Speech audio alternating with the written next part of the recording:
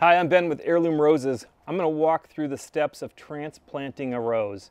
Now, this rose is in a bed here that we're getting ready to clean out and redo and put other plants in here. This is one of my favorite roses, but it turns out it's in a spot that it doesn't really like. Actually, this rose needs a little bit more shade. So we're going to go through and dig it up, transplant it, and walk through all the steps. So the first step in transplanting a rose in the early spring, which is the optimal time to do that, is to go through the 5 steps of prune. That's another video. We'll link to that so that you can watch that first, and then that will tell you how to get this rose cleaned up. Now, this rose is, we knew we were gonna move it, so we've left it alone, and I'm gonna go through here and quickly prune it just to clean things up and make sure it's easier to work with.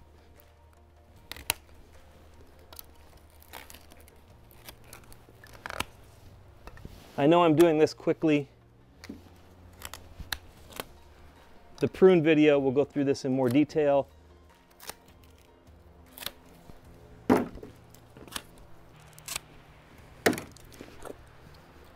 Okay, I did that really fast. But basically you want to start with a rose that's been pruned down so you have less area to work with and it's more manageable to handle.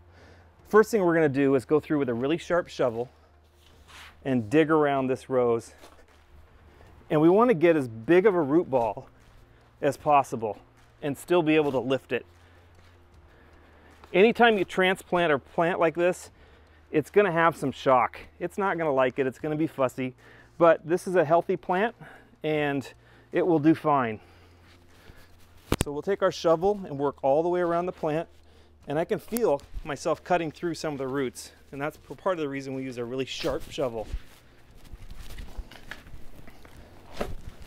And then I'm going to get underneath and just start working it up. We want to keep as much of the soil as possible, but this is it's going to come out with kind of a clump around the base, most likely. I can tell here. There we go. Now, talked about this swimming pool. I like to use a swimming pool like this. It allows me to keep all of the dirt and soil contained, and then I can water in this rose and it's going to have less shock while I get my new location prepared. Let's move over there and we'll talk about planting it in the ground. Okay, so one of the things I neglected to say before we actually dug this rose out of the ground was, if you're planning to transplant a rose and you have some time beforehand, 1 or 2 weeks before, it's really good to water it with liquid fertilizer a couple times. What that's going to do is it's going to allow that rose to really build up energy and stored energy in its root systems and its canes to help it get past transplant shock.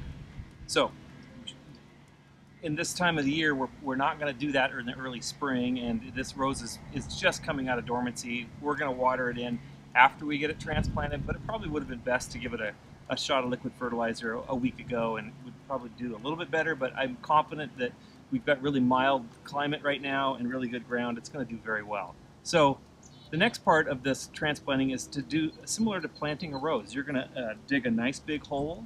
You're going to amend the soil with some mulch, possibly bone meal. Now, I happen to know that this area here has got really good soil in it. It's been mulched in for years, and I'm not going to put any bone meal in the hole, but if you've got some clay soil and you might need to amend that a little bit more to deal with the soil conditions in your area, you'll want to take care of that as well. So right now I'm just going to go ahead and dig the big hole and get this ready to go into the ground.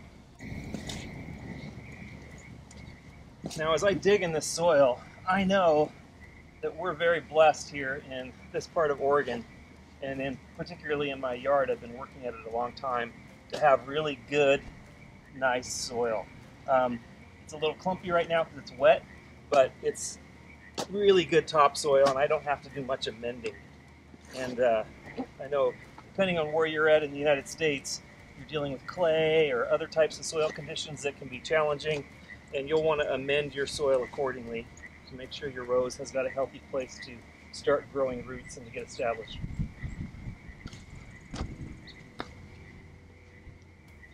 I always tell people 2 shovels wide and about 1.5 deep is really a good size hole for a rose, either for a 1-gallon pot or for this one, this one will fit in there as well. Now I'm going to go ahead and put a little bit of mint compost in the bottom of this hole.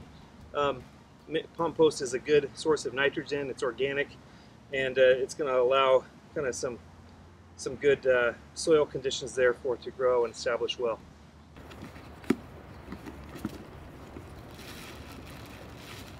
Now, I'm not going to put very much of this in the bottom of the hole. You want to be very careful adding compost into soil conditions to not use too much.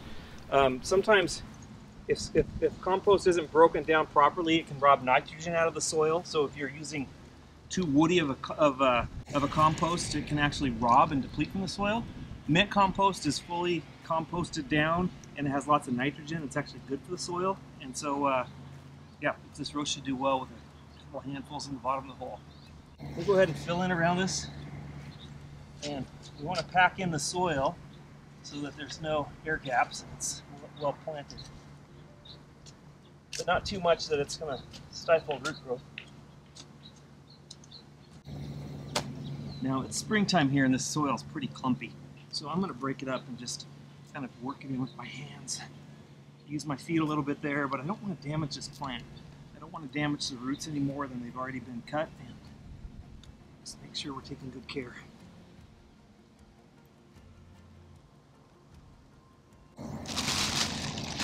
So now I'm going to go, I've got this rose all established in there and planted. It went in pretty easy. This is really easy soil to dig with, and the root ball wasn't that big. If it had a bigger root ball, I would have certainly saved as much of the root ball as I could and dug a bigger hole. This will take off quickly. I'm going to go ahead and I'm just composting this in and top dressing this with mint compost. I really like the way this looks. Mint compost is high in nitrogen, and the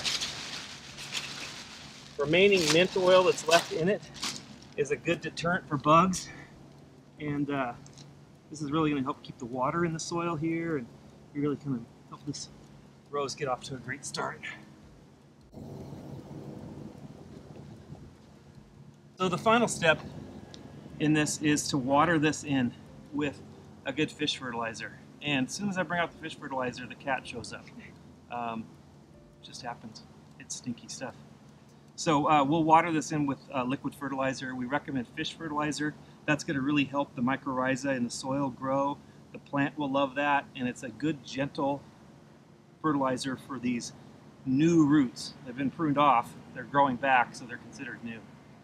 For more information on growing roses and to find own root roses for your garden, visit us at heirloomroses.com.